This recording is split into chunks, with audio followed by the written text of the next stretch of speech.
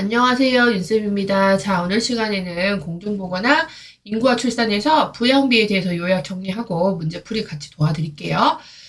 자, 교과서 152페이지에 나와 있는 내용이니 참고하시면 되겠고요. 자, 먼저 부양비를 하시기 전에 먼저 연령별 인구 구성 분류를 좀 할 줄 아셔야 돼요.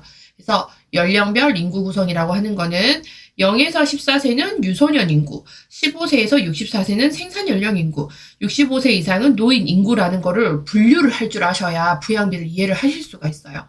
자, 그래서 보시면 0에서 14세 얘네들 알바도 못하는 친구들이에요. 알바도 못해요. 돈 벌 수가 없어요.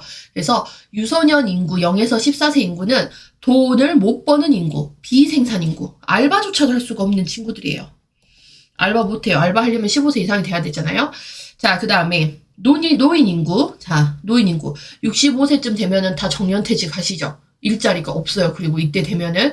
그래서 65세 이상 인구를 돈 못 버는 인구, 비생산 인구로 이야기를 합니다.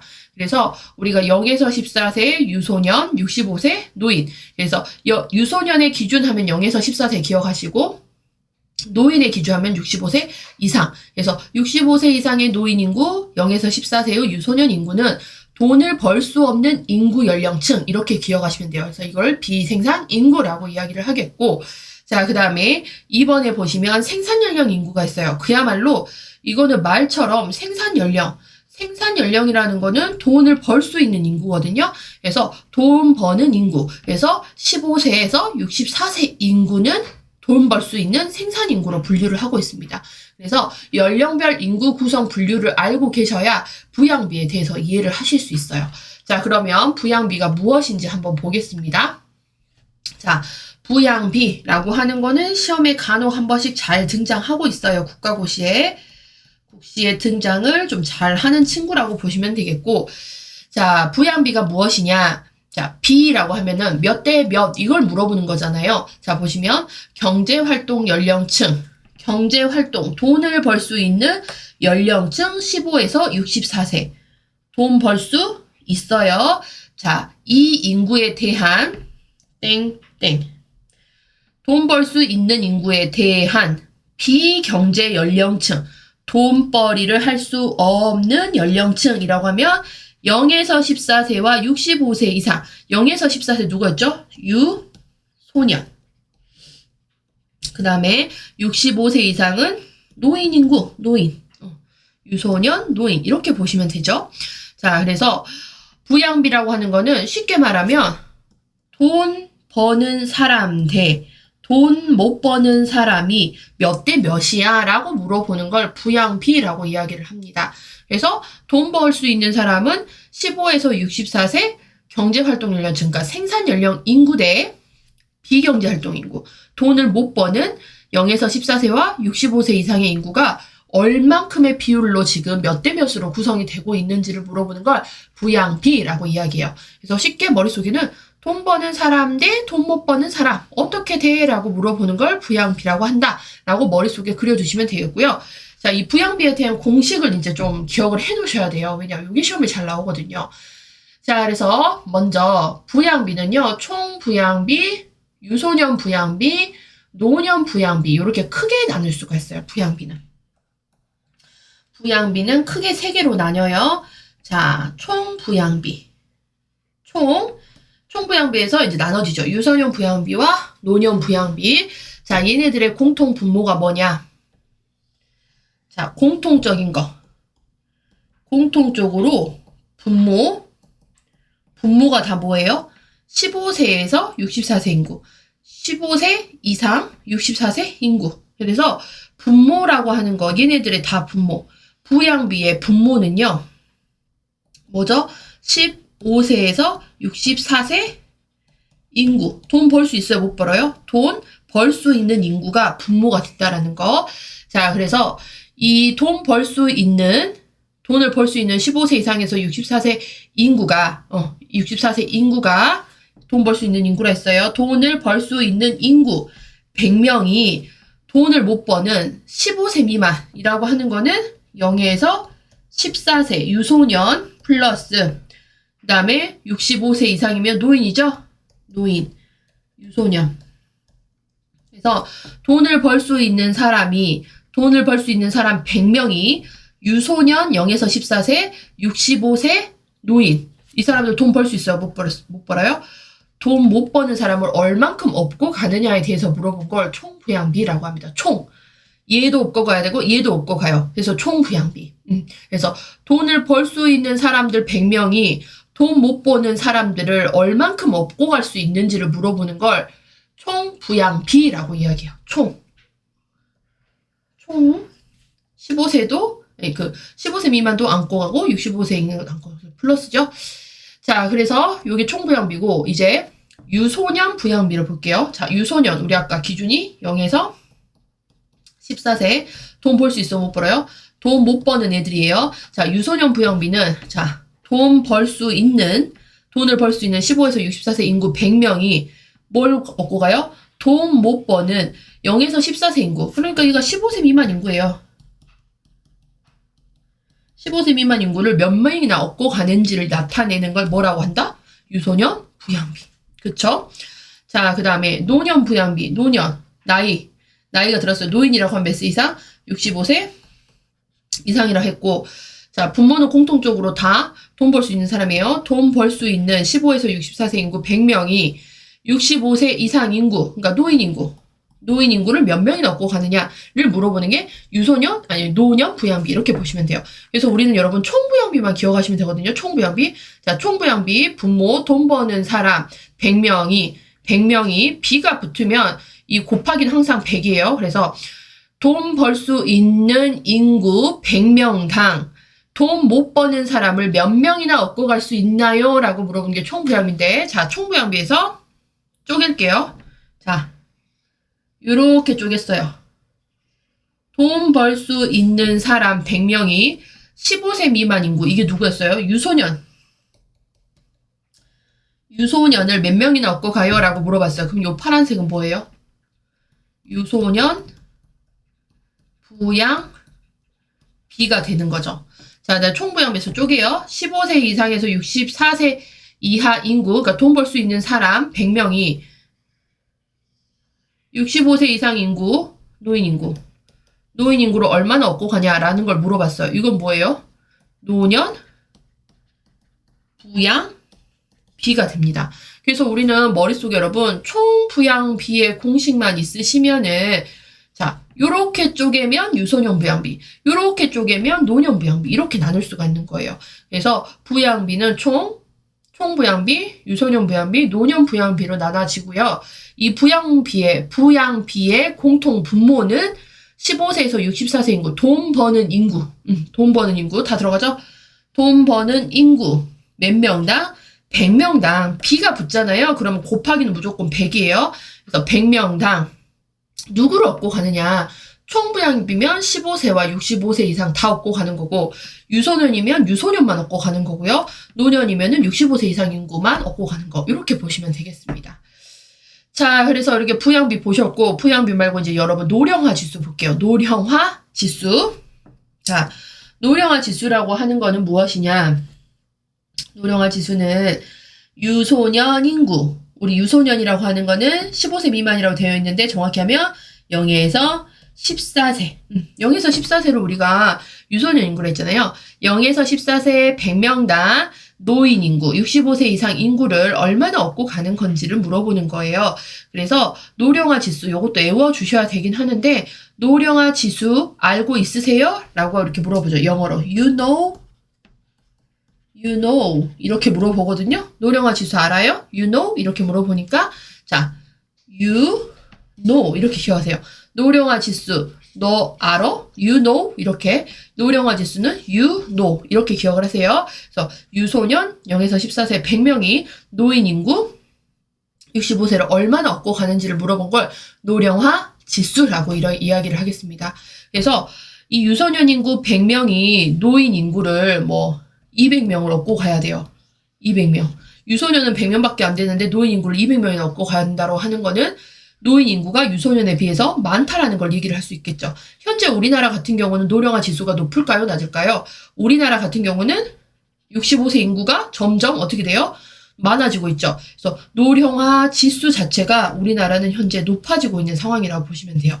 자, 그래서 밑에 보시면 노령화 지수가 높다라는 거. 자, 노령화 지수 뭐였어요? 노령화 지수 알아요? You know 이렇게 했죠? You know 너 노령화 지수 아니? 이렇게 공식 기억하세요. 그래서 U는 유소년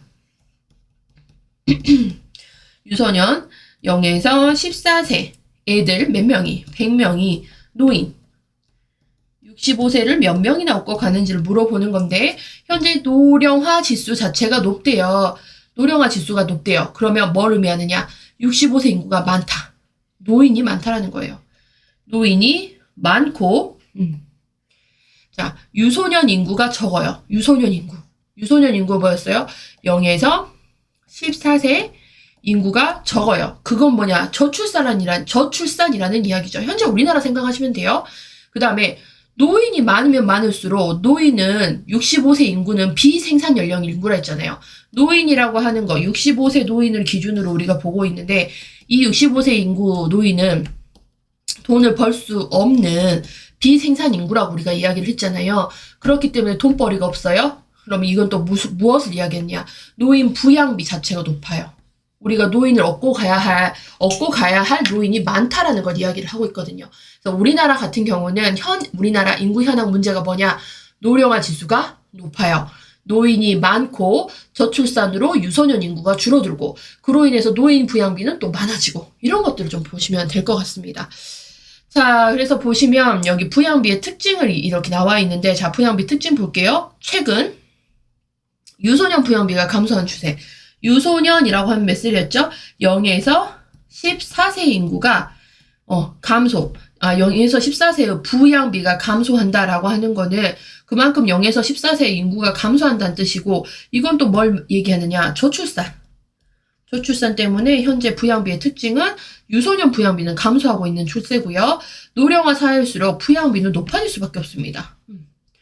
노령화 사회일수록 부양비는 늘어나고 자, 그 다음에 그냥 노령화라고 하는 거 65세 인구 많아지는데요. 65세 인구 자체가 돈을 벌 수 없는 연령이기 때문에 부양할 수밖에 없잖아요. 그러니까 부양비는 높아질 수밖에 없죠.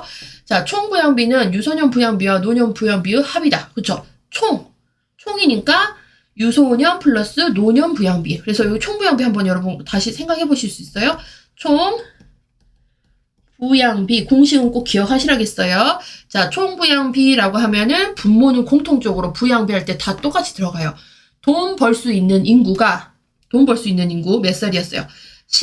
15세에서 64세 인구. 이게 이제 생산 연령층이 누구를 업고 가요?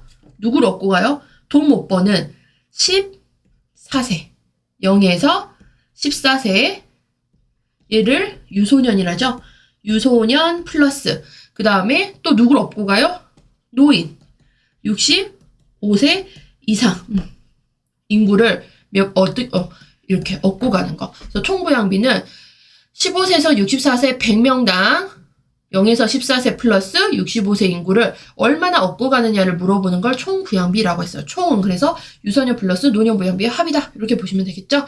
자, 총 부양비가 높을수록 부양해야 되는 사람이 많으면 많을수록 얘도 업고 가야 되고 유소년도 업고 가야 되고 노인도 업고 가야 돼요. 얘네들이 많으면 많을수록 이 업고 가는 사람들 생산 연령층 업히게 하는 이 사람 등에 올라타 있는 거잖아요. 15세에서 64세 인구의 등에 유소년도 엎혀져 있고 노인도 진짜 현재 엎혀져 있는데 이 엎혀져 있는 사람의 수가 많으면 많을수록 이 밑에 층에 있는 사람들은 너무 힘든 거예요. 경제 발전이 될 수가 없습니다. 총 부양비가 높으면 높을수록 경제 발전에 어려움이 따른다라고 보시면 돼요. 왜냐? 경제 발전하는데 돈이 들어가야 되는데 얘네들 유소년이랑 노인 먹여 살리느라 경제 발전이 될 수가 없는 거죠. 15세에서 64세 인구가 미친 듯이 돈을 벌고는 있어요. 그런데 미친 듯이 돈을 버나 이 버는 돈이 다 누구한테 들어가요? 유소년한테 들어가고 노인한테 들어가니까 경제가 발전을 할 수 없는 그런 상황이 됩니다. 자, 그 다음에 보시면 선진국은 개발도상국에 비해 총부양비가 낮다라고 되어 있어요. 여러분 개발도상국이라고 하는 거는 이제 후진국 후진 나라들. 자, 후진국은요, 총 부양비 자체가,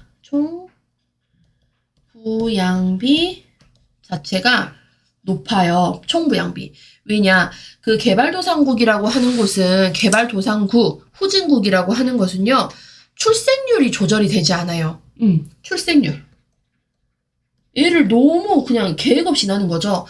출생률이 조절이 되지가 않아요. 되지가 않고, 그 다음에 나라가 후졌잖아요. 그러니까 또 사람들이 일찍 죽어버리거든요.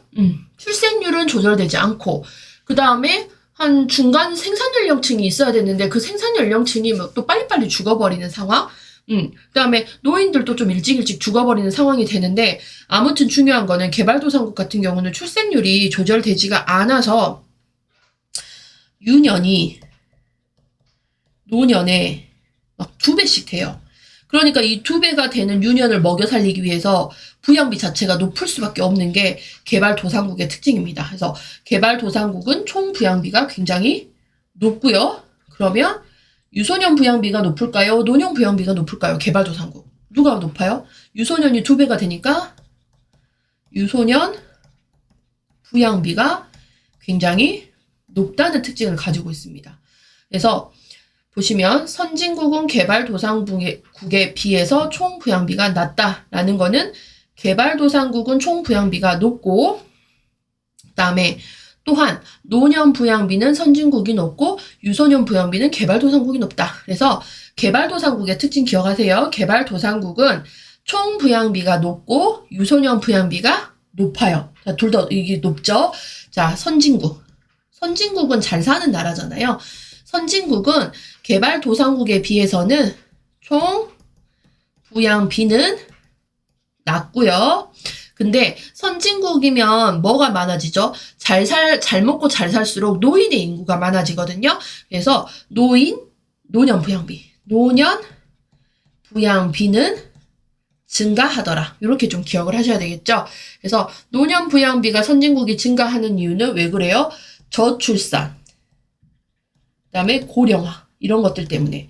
그리고 선진국은 개발도상국에 비해서는 총 부양비가 낮다라고 이렇게 보시면 되겠습니다. 그래서 부양비의 특징에 대해서 설명을 드렸습니다. 자, 그러면 우리가 여기하고 관련된 문제풀이를 같이 한번 해보도록 할게요, 여러분. 자, 그래서 문제집은 어디를 펴주시면 되냐면 문제은행 508페이지 14번부터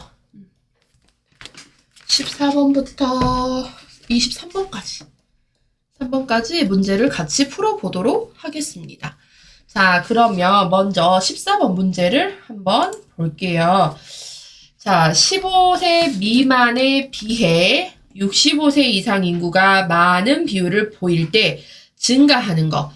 65세 인구가 증가한대요. 65세 인구가 증가한다는 거. 고령화 사회죠. 그리고 65세 이상 인구는 노인이잖아요. 노인 인구가 많다라는 거는 고령화 사회가 된다라는 거를 얘기를 하겠고, 그 다음에 노령화 지수가 높아진다라는 뜻이거든요. 자, 그래서 답은 3번이에요. 자, 그래서 65세 이상 인구가 많은 비율을 보일 때 65세 이상 인구가 많아진다라고 하는 거는요. 노인 부양비가 이게 65세 인구가 많아졌다라는 걸 뭘 얘기를 하냐면 고령화 사회라는 걸 뜻하고 노령화 지수가 높아졌다라는 걸 뜻할 수가 있겠죠. 그러면 고령화가 되고 노령화 지수가 높아지면 높아질수록 또 노인 부양비가 어떻게 해요? 증가해요? 낮아져요? 증가한다라는 뜻도 될 수가 있어요. 그 다음에 65세 인구가 많아졌다는 거는요, 또 저출산도 의미를 할 수 있죠. 저출산. 그래서 65세 인구가 많아졌고 고령화가 되면서 노령화 지수 높아지고 노인 부양비 높아지고 저출산이 된다는 거. 현재 우리나라 실정이라고 보시면 돼요. 현재 우리나라 생각하시면 돼요. 우리나라의 상황이라고 생각하시면 되겠습니다. 그래서 답은 3번이 되겠어요. 자, 15번 볼게요. 노인 인구가 증가한다는 말의 의미, 노인 인구가 증가한다는 말에 의미하는 것은 노인 인구 증가한대요. 노인 몇 세요? 65세 이상이 증가한다라는 것은 1번 청소년 인구가 증가한다? 청소년 인구 증가하지 않아요. 저출산이 돼버린다라는 거죠. 자, 그 다음에 2번 노령 부양비가 감소한다? 65세 이상 인구가 증가하면은요, 노년 부양비, 노인 부양비라고 하는 거는 증가합니다. 그래서 답은 3번이 됩니다. 4번 생산 연령 인구가 증가한다? 65세 이상이 된다라는 거는요, 생산 연령 인구는 증가할 수가 없는 거죠. 감소를 하겠고, 부양해야 될 인구, 65세 부양 인구잖아요. 이 부양 인구가 증가한다라는 걸 이야기를 하겠고, 5번 65세 인구가 증가한다라는 거는 평균 수명이 감소가 아니라 평균 수명이 증가해서 고령화 사회가 된다라는 걸 의미하겠습니다. 자, 그다음에 16번을 볼게요. 자, 16번은 인구 구조에 대한 설명으로 옳은 것 이렇게 되어 있는데, 이 같은 경우는 뭐 시험에 잘 출제가 되는 것은 아니에요. 자, 인구 구성이라고 하는 거 교과서 우리 152페이지 팁에 보시면 두 번째 팁에 나와 있어요. 자, 인구 구성, 인구 구조의 특징. 자, 1번 먼저 이거 설명드릴게요. 인구 구성, 인구를 구성하고 있는 것의 특징을 보시면 인구 구성은 집단의 성별, 연령별, 산업별, 도청별, 구성 상태를 말한다. 그러니까 인구 구성이라는 거는요, 여러 가지 것들이 다 녹아져 있는 걸 이야기를 한다라고 보시면 돼요. 인구 구성이라고 하는 거는 성별, 연령별, 산업별, 도청별, 구성 상태. 여러 가지의 구성 상태를 우리는 인구 구성이라고 하는 거죠. 자, 그다음에 2번. 인구 구성은 지역의 사회적, 경제학적 특성을 나타내고 있다. 그렇죠? 그 지역의 인구 구성만 딱 봐도, 아, 이 지역 사회는 어떻구나. 이 지역 사회의 경제적으로는 어떻구나. 이런 것들을 알 수가 있다라고 보시면 되죠. 자, 그다음에 3번. 인구 구성의 기준이 있습니다. 인구 구성의 기준은 두 가지로 볼 수 있는데, 질적 기준과 양적 기준. 그래서 질적 기준, 양적 기준 보시면 양적 기준 같은 경우는 수로 셀 수가 있는 거예요. 수로 셀 수 있는 거. 그러니까 연령. 우리 나이는 숫자로 가늠이 가능하잖아요. 그다음에 인구 구성의 기준의 질적 기준 같은 경우는 요거는 숫자로 표시를 할 수 있어요. 수로 셀 수 있는 거. 셀 수 있는 나이 같은 걸 양적 기준이라고 하겠고, 인구 구성의 기준에 질적 기준에는요, 수로 셀 수 없는 것들. 성별, 직업, 교육 정도, 인종 같은 것들을 이야기를 하겠습니다. 자, 그래서 인구 구조에 대한 설명으로 옳은 것을 고르라고 하네요. 1번 볼게요. 인구 구조는 집단의 성별, 노동별, 구성, 상태만을 말한다. 뭐뭐만을 말한다라고 하고 좀 이렇게 극단적으로 나오잖아요. 거의 틀린 지문이죠. 자, 인구 구조는 성별뿐만 아니라 노동별, 그 다음에 연령별, 산업별, 도청별, 굉장히 많은 것들이 녹아있는 상태를 인구 구성이라고 해요. 이 두 가지만을 이야기를 하는 것이 아니다. 자, 2번. 인구 구조는 지역의 사회학적, 경제학적 특성을 나타내고 있다. 맞죠? 이 지역 사회, A라는 지역의 인구의 특성을 딱 보면은 뭐가 나오느냐. 아, 이 A라는 지역의 사회학적, 경제학적 특성은 이렇구나라는 걸 알 수가 있다라는 거죠. 답은 2번이 되고요. 자, 3번 볼게요. 인구 구조의 양적 기준에는 직업, 교육 정도가 있다. 직업이라든지 교육은 숫자로 셀 수가 없으니까 질적 기준이 되는 거죠. 자, 그다음에 4번. 인구 구조의 질적 기준은 연령이다. 여러분, 연령은 수로 셀 수 있어서 양적 기준에 해당이 됩니다. 자, 그다음 5번. 인구 구조의 특성에 따라 윤리적, 도덕적 잠재력을 예측할 수 있다. A라는 지역의 인구 구조의 특성을 딱 보고 나서 아, 이 A 지역 사람들은 윤리적으로, 잠재적으로 이렇구나라는 거 파악할 수 있어 없어요? 윤리와 도덕 같은 경우에는요, 어떤 판단적 기준으로 하기에는 좀 애매한 거죠. 그 사람의 윤리성, 그 사람의 도덕성, 우리가 판단할 수 있는 그런 기준점 자체가 없는 거잖아요. 그래서 인구 구조의 특성에 따라서 윤리적, 도덕적 잠재력을 예측한다?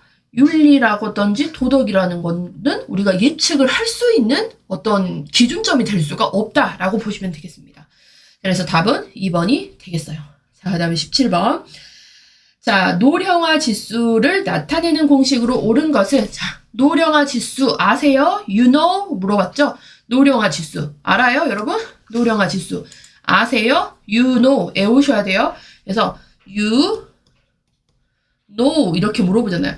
유령화 지수 알아요? You know. 그래서, 유소년 인구, 100명당 노인 인구. 자, 그러면 답은 뭐예요, 여러분? 3번이죠? 3번. 자, 그 다음에 18번 보겠습니다. 부양비에 대한 설명으로 옳은 것은 이렇게 되어 있습니다. 부양비에 대한 설명이네요. 자, 1번. 경제활동 인구에 대한 비경제활동 인구의 비다. 그쵸? 몇 대 몇 이걸 물어봤어요. 경제활동 인구. 돈 버는 인구에 대한 돈 못 버는 인구 어떻게 돼? 라고 물어보는 걸 부양비라고 물어봤죠? 답은 1번이 되겠죠. 자, 2번. 저출산일 경우 유소년 교육비가 증가한다. 여러분, 저출산이 되잖아요? 저출산이 되게 되면 0에서 14세 인구 자체가 없다라는 건데요. 줄어든다라는 얘기인데 0에서 14세가 줄어들게 되면은 교육비 자체도 어떻게 돼요? 줄어들 수밖에 없는 거죠. 자, 3번. 분자는 부양비, 분자는 15에서 64세까지의 인구이다 라고 되어 있는데 15에서 64세까지 인구 부양비의 분자가 아니라 분모는 15에서 64세까지 이렇게 되겠죠. 부양비의 분모는 15에서 64세까지 인구. 15에서 64세까지 누구예요? 이거 생산 인구.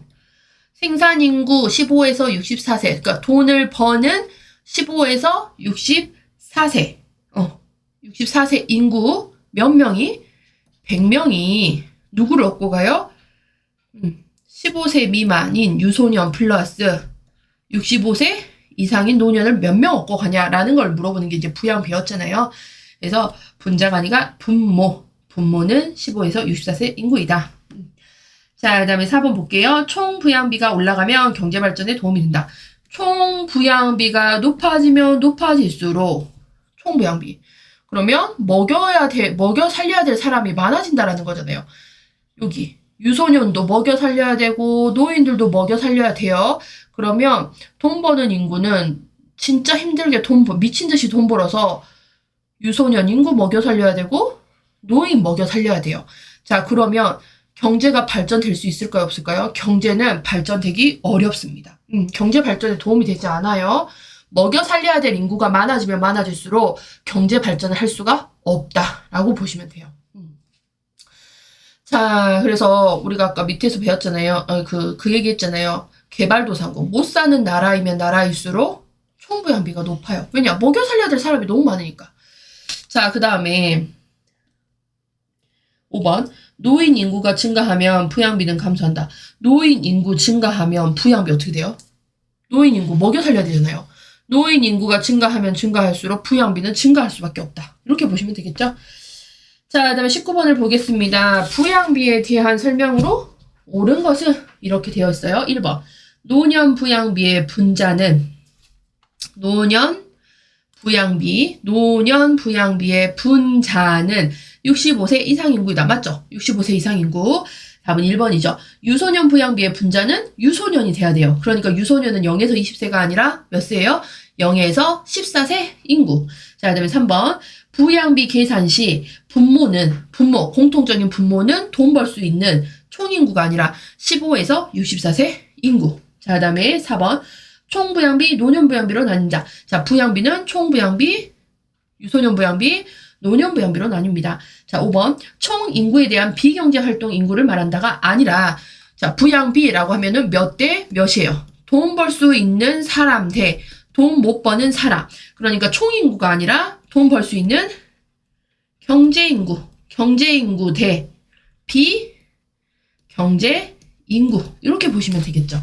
그래서 19번, 18번 같은 문제는 반드시 이 부양비에 대한 산식을 알고 계셔야 풀 수 있는 문제들이에요. 그러니까 꼭 이 총부양비에 관련된 산식 꼭 기억을 하셔야 되겠죠. 자, 20번. 연령별 구상에서 부양비에 대한 설명으로 옳은 것은 1번. 부양비가 높아질수록 국가 재정도는 건전해진다. 부양비가 높으면 높을수록 먹여야 될 부양비가 높아져요. 먹여 살려야 될 식구들이 많다라는 거죠. 그러면 경제 발전이 될 수가 없습니다. 경제 발전이 잘 안 돼요. 자, 2번. 총부양비, 유소년 부양비, 노년 부양비로 나눈다. 총부양비, 유소년 부양비, 노년 부양비. 답은 2번이 되겠습니다. 자, 부양비 계산 시 부양비 계산시 분모는 누구였어요? 돈 벌 수 있는 사람. 15에서 64세 인구, 돈 벌 수 있는 사람. 그래서 요 경제 활동을 할 수 있는 사람. 자, 생산 인구라고 이야기했죠. 자, 유소년 부양비의 분모는, 유소년 부양비의 분모는 0에서 14세 인구다라고 되어 있는데, 자, 분모는 공통적으로 15에서 64세고요. 유소년 부양비의 분자가 뭐예요? 0에서 14세 인구. 자, 그 다음에 노양 부양비의 분자. 노양 부양비의 분자는 누구예요? 65세 이상 인구, 노인. 이렇게 보시면 되겠죠? 자, 21번 보겠습니다. 요 인구 피라미드가 뜬금없이 여기 쪽에 들어왔더라고요. 그냥 설명하고 넘어갈게요. 자, 인구 피라미드에 대한 설명으로 옳은 것은 1번. 성별, 연령별, 인구 구조의 모양을 그래프로 나타낸 것이다. 답은 1번이고요. 자, 2번. 각 연령층의 비중이 나타나지 않고라고 되어 있는데, 인구 피라미드에는요, 각 연령층의 비중이 나타나 있습니다. 자, 그 다음에 3번. 보통 15세 간격으로 나누어 표시한다라고 되어 있는데, 인구 피라미드를 그리는, 그 그래프를 그리는 사람 마음대로, 간격을 나눌 수가 있어요. 딱 15세로 정해져 있는 거는 아니다. 자, 그 다음에 4번. 별형은 선진구 또는 농촌형 인구 구조다라고 되어 있는데, 별형은 도시형 인구 구조고요. 그 다음에 종형을 도시형 또는 발전형이라고 한다라고 하는데, 종형은 선진국형이라고 이야기를 하겠습니다. 그래서 여기는 뭐 인구 피라미드에 대해서 제가 설명한 부분이 아니어서 여기는 오답만 알려드리고, 오답이 왜 됐는지만 알려드리고 그냥 넘어갈게요. 자, 22번. 총부양비의 산식으로 옳은 것은, 여러분 총부양비는 꼭 기억을 하시라 했죠. 안 보고 써볼까요? 총부양비 같이 하셔야 돼요. 우리가 총부양비를 알면은 여기서 나눠줄 수 있어요. 유소년 부양비, 그 다음에 노년 부양비 나눌 수 있다 했거든요. 그래서 총부양비는 머릿속에 꼭 기억하셔야 돼요. 자, 총부양비. 자, 돈 벌 수 있는 사람. 돈 버는 사람 몇 세에서 몇 세였어요? 15세. 15세부터 알바 뛸 수 있어요. 알바생. 자, 15세부터 알바 뛸 수 있고 15세에서 64세 인구. 얘네를 뭐라고요? 돈 벌 수 있는 사람을 생산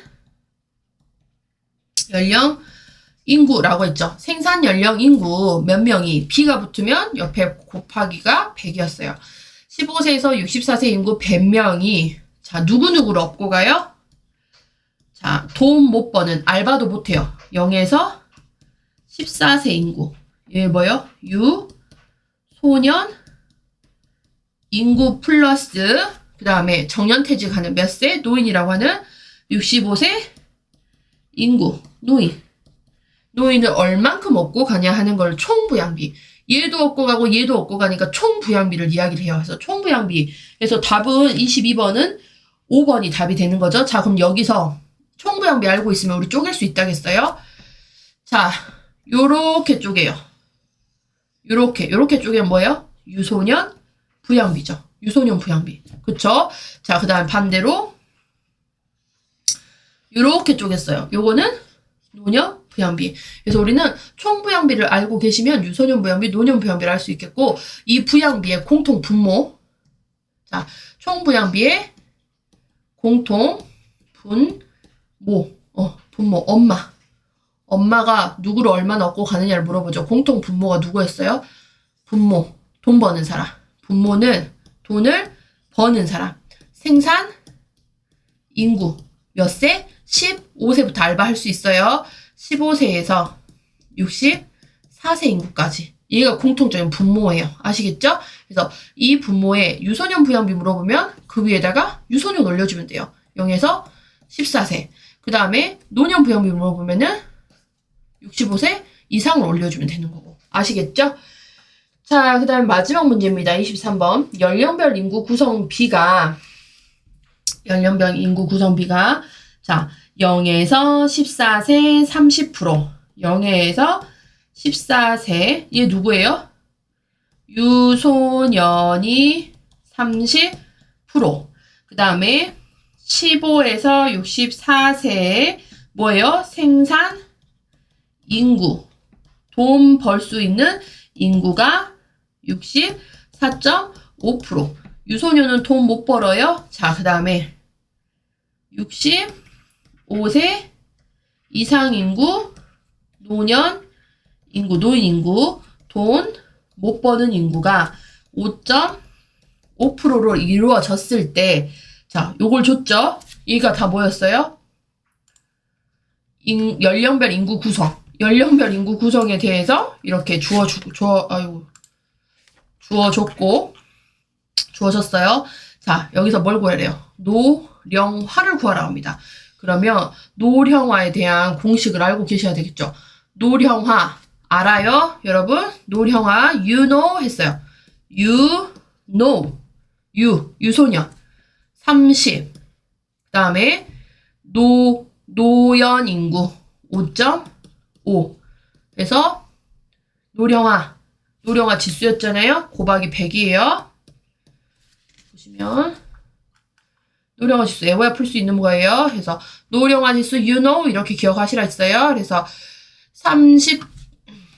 30분의 5.5 곱하기 100을 해서 계산을 하잖아요, 여러분. 자, 그럼 얘는 18.3이라는 노령화 지수가 나옵니다. 그래서 23번 노령화 지수는 18.3이 답이 되겠습니다. 18.4. 그래서 요거는 계산하는 문제인데 솔직히 이런 계산 때리는 문제는 잘 나오지는 않겠고 결론은 우리가 요 산시, 총부양비 그 다음에 조금 더 깊게 하셔서 난 요거까지 할 수 있겠어요 라고 하면은 노령화 지수, you know, 요거 you know 이렇게 좀 기억을 하셔야 되겠습니다. 자, 그래서 오늘 수업은 여기까지 해서 종료를 할게요. 여러분 노령화 지수 나 너무 어려워요 라고 노령화 지수까지 하긴 너무 힘들어요 하면은 꼭 여러분 총부양비 정도까지는 꼭 기억을 하셔야 됩니다. 아시겠죠?